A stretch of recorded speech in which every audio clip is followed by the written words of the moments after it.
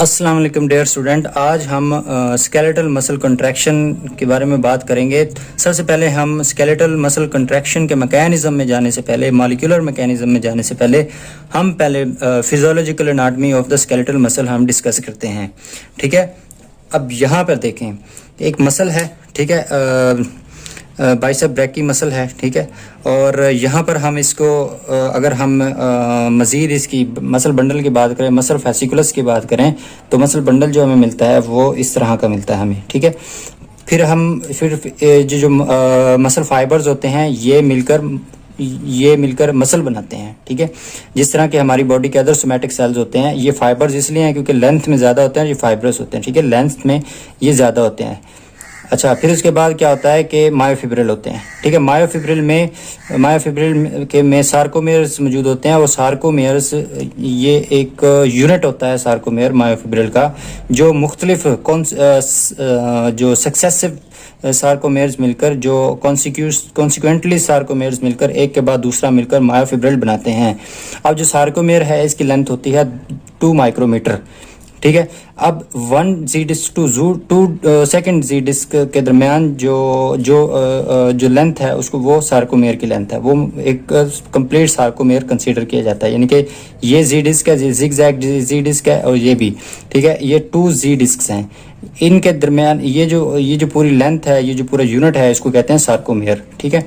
अब ये जो आप लाइट रेड शेडेड एरिया देख रहे हैं, और यहाँ इस तरफ भी, इसको पूरे को कहते हैं कि ये ए बैंड है, ठीक है। यहाँ पर मायोसिन फिलामेंट मौजूद हैं। और यहाँ पर जो आप ये एरिया देख रहे हैं, ये वाइट एरिया देख रहे हैं, इसको कहते हैं कि ये आई बैंड है, ठीक है, आई बैंड। और ये जो जहाँ पर बल्ज मौजूद है, ठीक है, एक्टिन मायोसिन फिलामेंट का बल्ज मौजूद है, इसको कहते हैं कि ये जी जोन है, एच जोन है, ठीक है। और इसको कहते हैं कि ये एच जोन है। ये जी डिस्क टू जी डिस्क हो गया सार्कोमेयर की पूरी लेंथ, एक पूरा कंप्लीट यूनिट हो गया। और ये जो पूरा शेडेड एरिया हो गया, इसको कहते हैं ए बैंड। और ये जो वाइट एरिया, इसको कहते हैं आई बैंड, क्योंकि मायोसिन फिलामेंट, एक्टिन फिलामेंट मौजूद होते हैं यहाँ पे, ठीक है, यहाँ पर। और इसमें ये जो एच जोन है, ये यहाँ पर बल्ज मौजूद है एक्टिन फिलामेंट, मायोसिन फिलामेंट का। और एम लाइन जो होती है, जो बल्ज को परपेंडिकुलरली रन करती है बल्ज पर, ठीक है, इसको कहते हैं एम लाइन। अच्छा, तो फिर उसके बाद देखें कि यहाँ पर अगर बात करें कि मसल फाइबर्स, वही हमने पहले देखा कि मायोफिब्रिल्स आ गए, फिर एक्टिन और मायोसिन फिलामेंट्स मिलकर मसल फाइबर्स, ये एक कंपोनेंट है मायोफिब्रिल के, मायोसिन फिलामेंट और एक्टिन फिलामेंट। थिन जो फिलामेंट होता है वो एक्टिन फिलामेंट होता है, और थिक होता है मायोसिन फिलामेंट, ठीक है। अच्छा, इसमें 1500 जो मायोसिन फिलामेंट हैं जी मौजूद होते हैं मायोफिब्रिल में, और 3000 एक्टिन फिलामेंट मौजूद होते हैं, ठीक है। क्योंकि एक्टिन फिलामेंट एक अगर मायोसिन है, उसके दोनों तरफ एक्टिन फिलामेंट मौजूद होते हैं। देखें कि यहाँ पे अगर ये मायोसिन फिलामेंट है, ठीक है, इसके दोनों तरफ क्या होता है, ये दोनों तरफ क्या है, एक्टिन फिलामेंट है। अब एक एक्टिन फिलामेंट, ठीक है, एक मायोसिन फिलामेंट, तो 2 एक्टिन फिलामेंट हैं। अब इसी तरह इसलिए इसकी तादाद 2x हो जाती है, यानी कि हाफ ज़्यादा हो जाती है एक्टिन फिलामेंट की। और ये दोनों रिस्पॉन्सिबल हैं फॉर द मसल कंट्रैक्शन, ठीक है। अच्छा, उसके बाद ये तो हमने नॉर्मल फिजियोलॉजी हमने देखी। उसके बाद क्या है जी, अच्छा, उसके बाद हम देख लेते हैं कि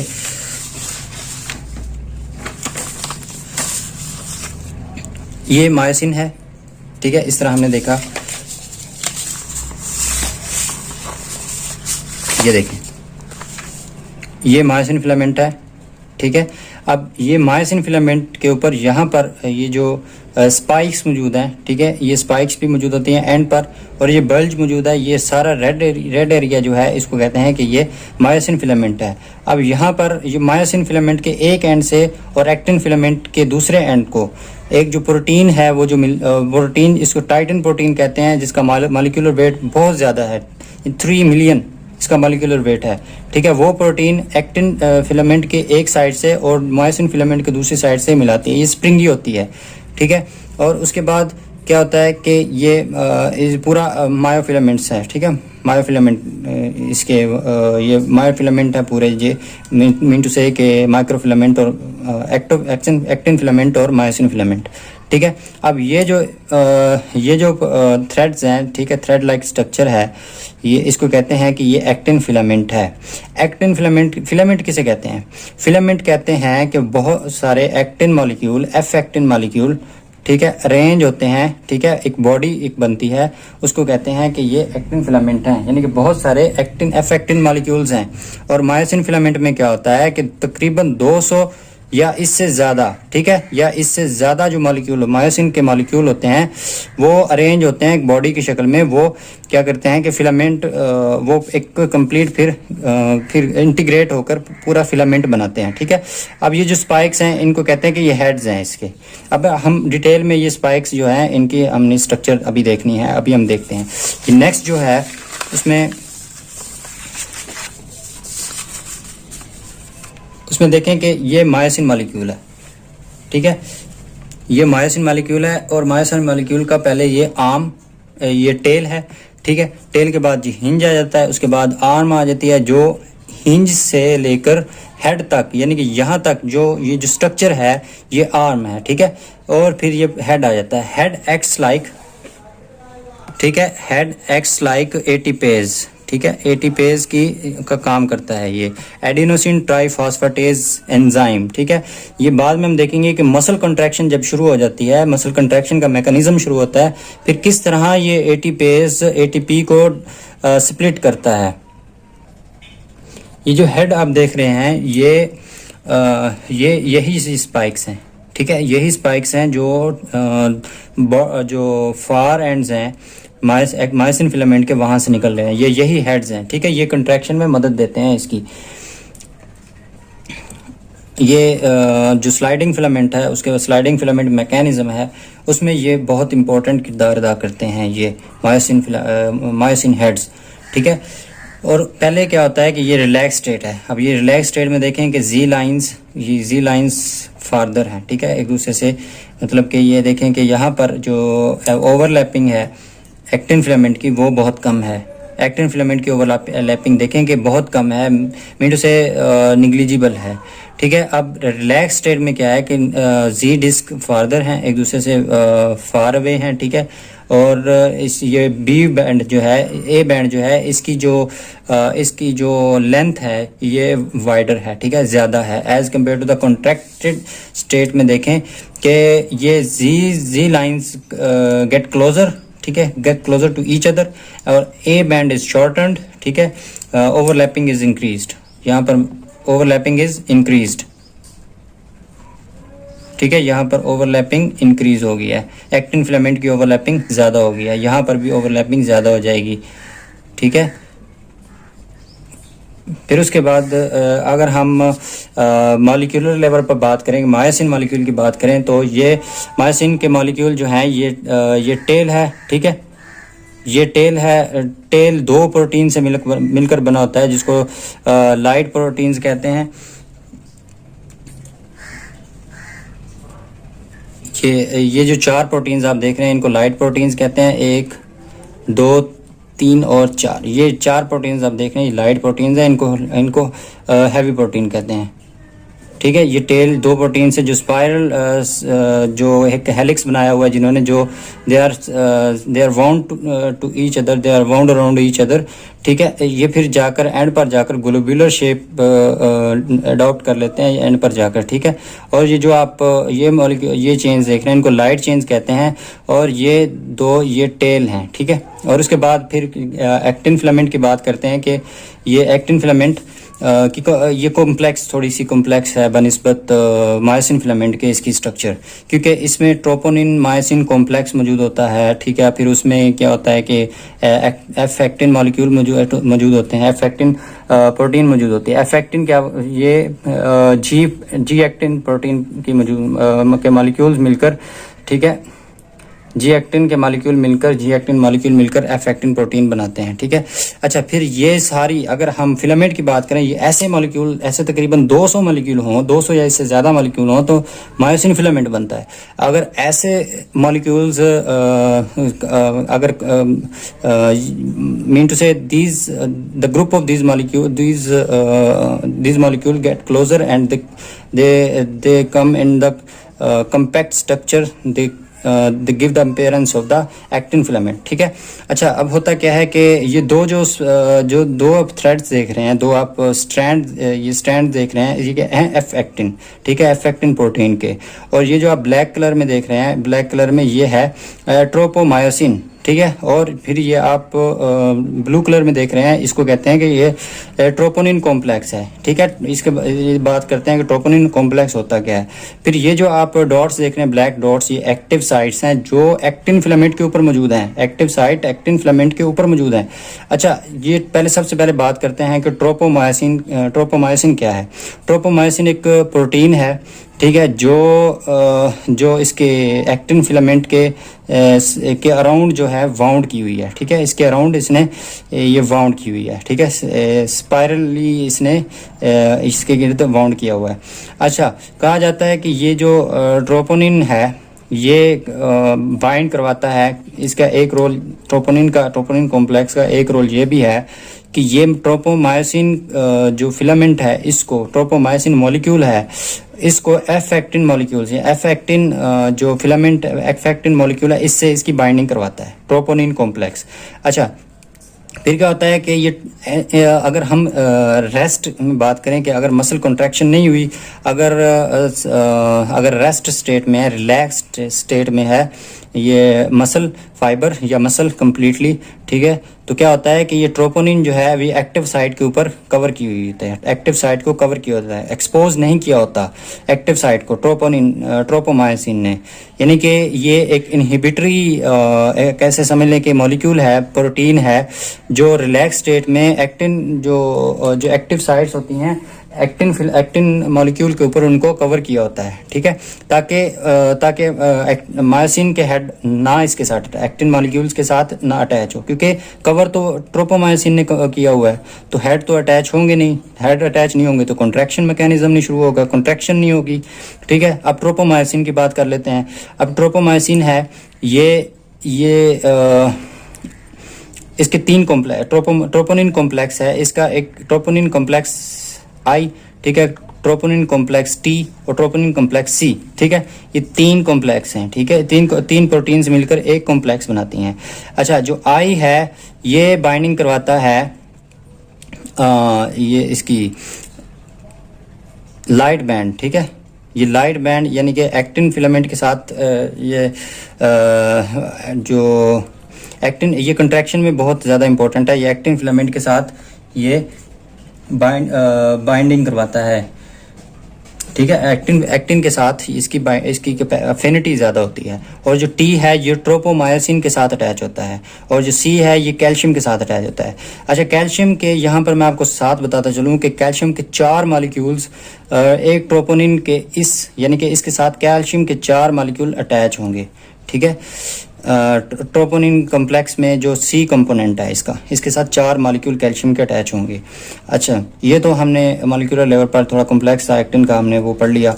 तो अभी हम फिर सार्कोप्लाज्मिक रेटिकुलम की बात करते हैं। जो सार्कोप्लाज्मिक रेटिकुलम होता है, अब जो सार्कोप्लाज्म क्या होता है, जिस तरह के साइटोप्लाज्म होता है बाकी सोमैटिक सेल्स का, उसी तरह मसल फाइबर का भी एक साइटोप्लाज्म होता है जिसको कहते हैं सार्कोप्लाज्म। अच्छा, उसी सार्कोप्लाज्म के अंदर सार्कोप्लाज्मिक रेटिकुलम मौजूद होता है जिसको एंडोप्लाज्मिक रेटिकुलम कहते हैं अदर सोमैटिक सेल्स में, और यहाँ पर इसका स्पेशल नेम है, इसको कहते हैं सार्कोप्लाज्मिक रेटिकुलम। अच्छा, सार्कोप्लाज्मिक रेटिकुलम का जो रोल है वो कंट्रैक्शन में वो ये है कि ये स्टोर किया होता है कैल्शियम आयन को। Abundant amount of calcium ion is stored in this sarcoplasmic reticulum, and upon the release of this calcium ions from the sarcoplasmic reticulum the contraction begins. ठीक है, फिर उसके बाद ट्रोपोमायोसिन मॉलिक्यूल की बात कर ली, और ट्रोपोनिन की बात भी कर ली, और रोल की बात भी कर ली। अच्छा, फिर जनरल मैकेनिज्म क्या होता है? जनरल मैकेनिज्म ये होता है कि जो नर्व एंडिंग्स होती हैं, जो मसल फाइबर पर आकर अटैच होती हैं, ठीक है, ये इस तरह के अगर कोई नर्व एंडिंग आ गई, ठीक है, नर्व इंपल्स आ गई, वो किसी मसल फाइबर पर आकर एंड हुई, तो उसमें क्या होगा कि वो लोकल लेवल पर एसिटाइलकोलिन ठीक है। एसिटाइलकोलिन को उसको सिक्रीशन करेगी, ठीक है, वहाँ पर वो रिलीज होगा एसिटाइलकोलिन। फिर एसिटाइलकोलिन लोकली एक्ट करेगा। फिर क्या होगा, जैसे ही एसिटाइलकोलिन जो पोस्ट सिनेप्टिक रिसेप्टर्स होंगे वहाँ पर अटैच होगा, तो वहाँ पर सोडियम आइंस को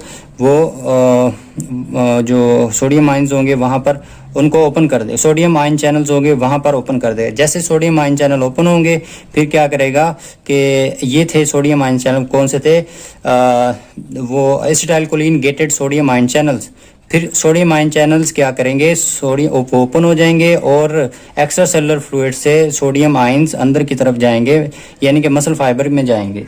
अब मसल फाइबर के अंदर जो कैल्शियम जो वोल्टेज गेटेड कैल्शियम चैनल होंगे वो ओपन हो जाएंगे। अब कैल्शियम चैनल आपको पता है कि कंट्रैक्शन करवाएंगे, कैल्शियम अटैच हो जाता है जाकर ट्रोपोनिन कॉम्प्लेक्स के साथ। फिर ट्रोपोनिन कॉम्प्लेक्स के साथ जैसे ही कैल्शियम अटैच होता है तो ये फिर इसके बाद जो मैकेनिज्म है वो अननोन है अभी तक, ठीक है, अनक्लियर मैकेनिज्म है। अच्छा, एक जो हाइपोथेटिकल मैकेनिज्म दिया जाता है कि जब कैल्शियम ट्रोपोनिन कॉम्प्लेक्स के साथ अटैच होता है सी कंपोनेंट के साथ, तो क्या होता है कि ये जो ट्रोपोमायोसिन फिलामेंट है, ट्रोपोमायोसिन मॉलिक्यूल है, ये एम्बेडेड हो जाते हैं, ठीक है, by the influence of the troponin complex, ठीक है, ये एम्बेडेड हो जाता है, टक करता है इसमें कि ये दो जो एक्टिन फिलामेंट होते हैं इसमें ये एम्बेडेड हो जाता है, ठीक है, तो इसमें पेनिट्रेट कर जाता है। अब फिर क्या होता है कि जब एक्टिन फिलामेंट ने अनकवर कर दिया, ये ट्रोपोमायोसिन फिलामेंट ने ये एक्टिव साइट को अनकवर कर दिया, तो फिर जो मायोसिन हेड होता है, ठीक है, वो आकर यहाँ पर अटैच हो जाता है, ठीक है, मायोसिन हेड आकर यहाँ पर अटैच हो जाता है। ये तो था जनरल मैकेनिज्म। अच्छा, उसके बाद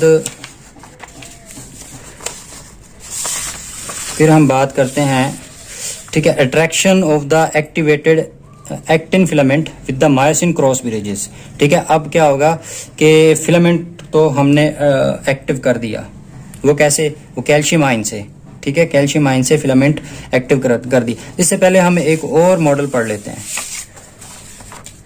एक और स्ट्रक्चर हम देख लेते हैं कि फॉर एग्जांपल आप इस पे ज़्यादा अगर कंसंट्रेट ना भी करें तो कोई हर्ज नहीं, क्योंकि पहले हम यहाँ पर देखें कि मसल स्पिंडल है, ठीक है, यहाँ पर जो मोटर न्यूरॉन्स हैं यहाँ आकर एक्ट करेंगे, और यहाँ पर ये देखें कि नर्व टर्मिनल है, ठीक है, ये मैं बता रहा हूँ कि ये सरफेस है किसकी, ये एक्टिन फिलामेंट मसल फाइबर की सरफेस है, ठीक है, यहाँ पर नर्व एंडिंग जो है टर्मिनेट हो रही हैं, और यहाँ पर एक्शन फिलामेंट, ठीक, एक्शन पोटेंशियल जनरेट होगा, और वो क्या करेगा, टी ट्यूब्यूल्स की along the length of the T tubules ये एक्शन फिलामेंट एक्शन पोटेंशियल ये रन करेगा। अब क्या टी ट्यूब्यूल्स क्या होती हैं, ये टी ट्यूब्यूल्स जो मेम्ब्रेन है, ठीक है, जो प्लाज्मा मेम्ब्रेन है मसल फाइबर की, ये इसकी एक एक्सटेंशन है, साइटोप्लाज्मिक एक्सटेंशन है, यानी कि यहाँ से ये टी ट्यूब्यूल्स शुरू हो रही हैं, यहाँ पर एक ओपनिंग है, ठीक है, ये अंदर से हॉलो है, ठीक है, यहाँ पर ये एक्स्ट्रा सेलुलर फ्लूइड है, एक्स्ट्रा सेलुलर फ्लूइड, ठीक है, और ये extra cellular fluid is also present in this T tubules, ठीक है, ये इसमें भी मौजूद है। अब होगा क्या कि अगर हम पोलराइज स्टेट में देखें कि interior of the muscle fiber is negatively charged, more negatively charged as compared to the exterior of the muscle fiber, ठीक है। अब जैसे एक्शन पोटेंशियल आया, चार्जेस रिवर्स हुए, ठीक है, अंदर पॉजिटिवली चार्ज आयंस इंक्रीज करेंगे और बाहर नेगेटिवली चार्ज आयंस, ठीक है। अच्छा, क्या होगा कि यहाँ पर डाईहाइड्रोपाइरिडीन रिसेप्टर मौजूद हैं, ठीक है, जो टी ट्यूब्यूल्स मौजूद हैं, ट्रांसवर्स ट्यूब्यूल्स भी कहते हैं इनको, ठीक है, वहाँ पर रिसेप्टर मौजूद हैं जिनको कहते हैं कि ये डाईहाइड्रोपाइरिडीन रिसेप्टर्स हैं, ठीक है। ये रिसेप्टर्स क्या होंगे, ये इम्पल्स के एक्शन पोटेंशियल को कंडक्ट करेंगे, ठीक है, through out its body, receptor body. फिर क्या होगा कि receptor body is actually linked with the calcium release channel, ठीक है, कैल्शियम रिलीज चैनल, जिसको रैनोडीन रिसेप्टर्स भी कहते हैं, जिसको क्या कहते हैं, रैनोडीन रिसेप्टर्स भी हैं। ये यहाँ पर ये ओपन हो जाएंगे और जो सार्कोप्लाज्मिक रेटिकुलम में जो कैल्शियम आयन स्टोर्ड है ये निकलेगा। अच्छा, सार्कोप्लाज्मिक रेटिकुलम में कैल्शियम आयन कहाँ पर स्टोर होता है? कैल्सीक्विस्टिन जो प्रोटीन है ये up to 400 molecule of the calcium ion ये कैच करती है। ठीक है, ये अपने ये स्टोर करती है, यानी कि इसकी जो सरफेस पर अफिनिटी इसकी ज़्यादा होती है कैल्शियम आयन की, यहाँ पर ये स्टोर हो जाते हैं। ठीक है, तो कैल्शियम आयन जो है ये फिर आ जाते हैं साइटोसोल में। ठीक है, साइटोसोल में इसकी कंसंट्रेशन कैल्शियम आयन की ज़्यादा, पहले कंसंट्रेशन यहाँ पर ज़्यादा थी, फिर ये पैसिवली आएंगे, एक्टिवली नहीं आएंगे। ठीक है, अब यहाँ पर कैल्शियम की कंसंट्रेशन कम हो गई और साइटोसोल में इसकी कंसंट्रेशन काफ़ी ज़्यादा हो गई। ठीक है, अच्छा, ये टर्मिनल सिस्टेरनी जो होती है जो सार्कोप्लाज्मिक रेटिकुलम की, वहाँ पर ये कैल्शियम आयन मौजूद होते हैं। अच्छा, फिर क्या होता है कि पोलराइजेशन होती है, फिर रिपोलराइजेशन होती है। रिपोलराइजेशन में क्या होता है कि चार्जेस रिवर्स होते हैं और ये जो कैल्शियम रैनोडीन रिसेप्टर है, कैल्शियम रिलीज चैनल है, रैनोडीन रिसेप्टर है, ये होता है क्लोज। ठीक है, ये क्लोज हो जाता है। एक्साइटेड स्टेट में क्या था कि ओपन हो गया था और यहाँ पर क्लोज हो जाएगा क्योंकि कंट्रैक्शन हो गई। कंट्रैक्शन का मैकेनिज्म जो हमें चाहिए था वो हो गया, एक्शन पोटेंशियल जनरेट हुआ था वो डिसअपीयर हो गया। ठीक है, फिर उसके बाद क्या होगा, कोई एक्शन पोटेंशियल नहीं है, अब ना कंट्रैक्शन की ज़रूरत है, अब रिपोलराइजेशन होगी।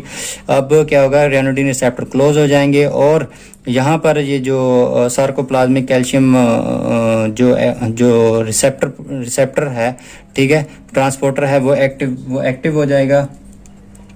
ठीक है, और उसमें क्या होगा कि मॉलिक्यूल्स जो होंगे कैल्शियम आयंस जो होंगे वो इसमें अंदर की तरफ जाएंगे। ठीक है, with the use of ATP, क्योंकि in the cytosol there is increase concentration of the calcium ion and in the sarcoplasmic reticulum there is decrease concentration of calcium ion. ठीक है, तो एक्टिव ट्रांसपोर्ट के जरिए ये कैल्शियम आयन अंदर की तरफ जाएंगे। अच्छा, ये जो था कि किस तरह एक्टिन फिलामेंट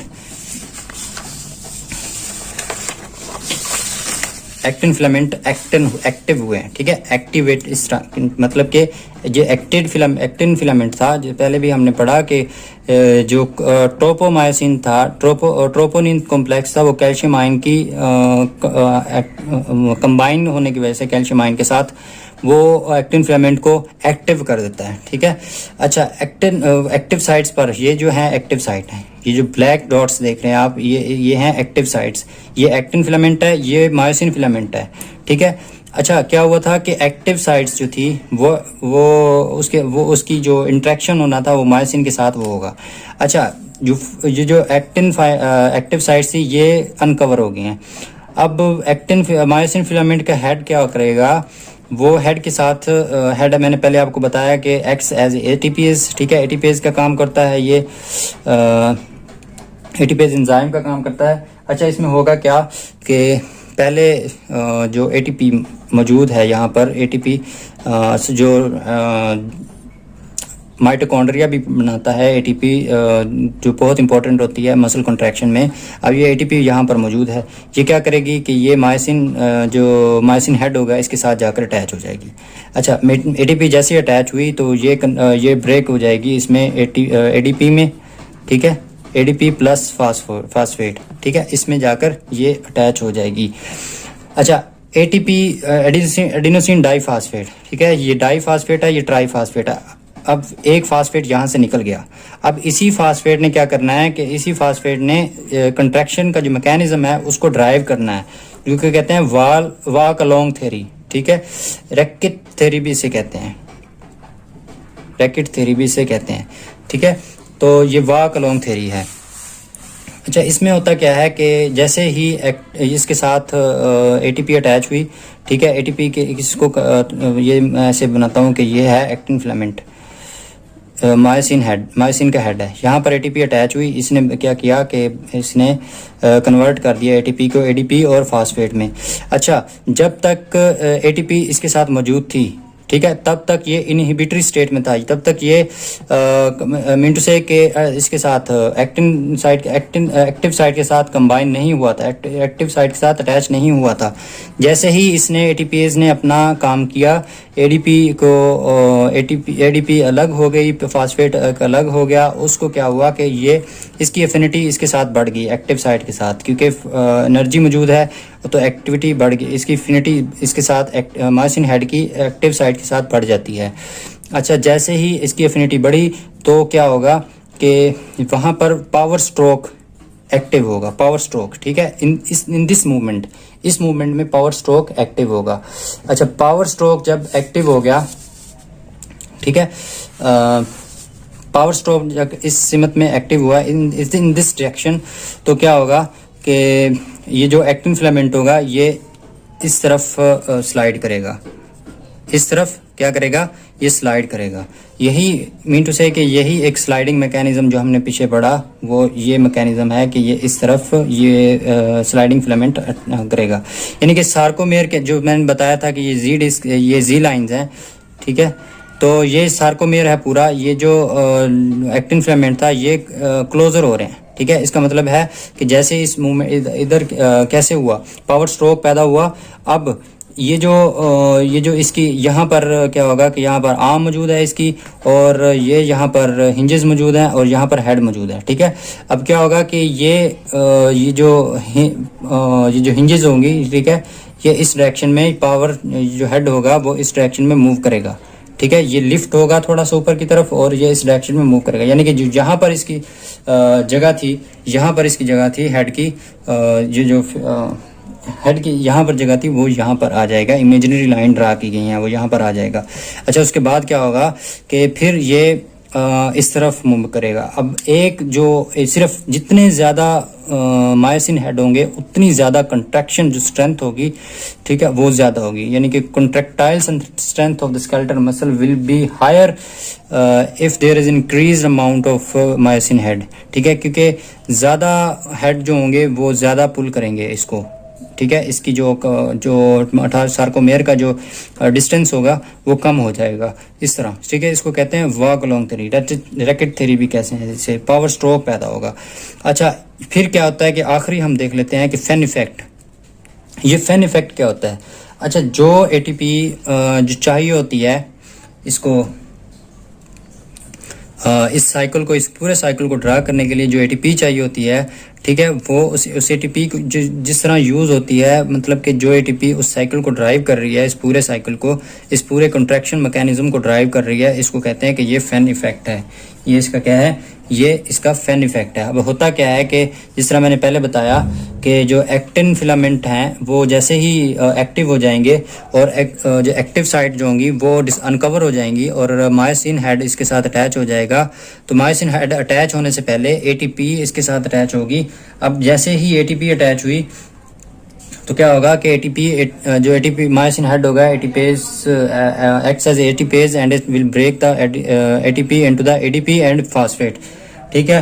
और फिर उसमें क्या होता है कि ये जो फिर उसके बाद एटीपी जो है ना यूज़ होगी, फिर पावर स्ट्रोक पैदा हुआ, फिर मीन टू से कि वॉक अलोंग थ्योरी के साथ इसका इंटरकनेक्शन है, ठीक है, इंटरकनेक्शन है इसका फैन इफेक्ट का, क्योंकि एटीपी मौजूद होगी तो वॉक थ्योरी जो है, रैकेट थ्योरी जो है ये फंक्शनल होगी, ठीक है। ये अगर एटीपी ही नहीं मौजूद तो वॉक थ्योरी कैसे काम करेगी, ठीक है, वॉक थ्योरी फंक्शनल ही नहीं होगी।